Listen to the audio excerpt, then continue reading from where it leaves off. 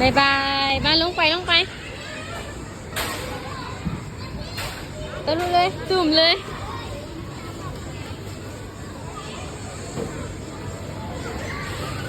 เย้พี่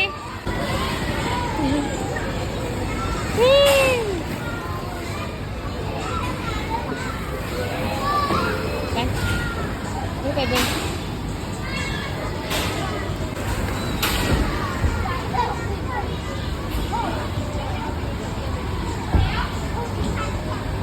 เอาใจอย่ามาใกล้ๆลูกอย่ามาใกล้ๆ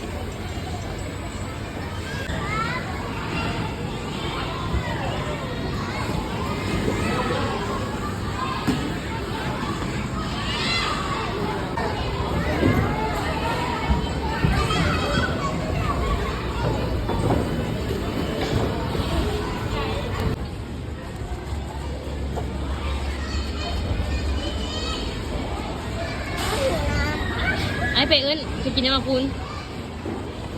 พุนไม่ใส่ยักษ์บุ้งยูมันยิ้มหวาน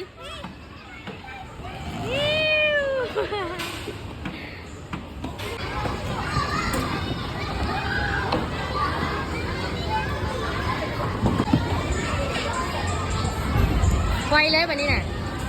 พอแล้ว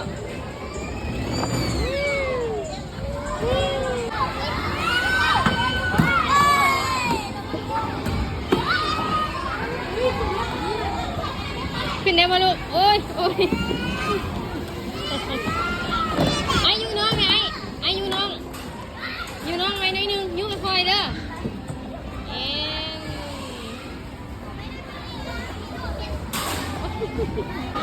หลายคนระยะหลายคนนะ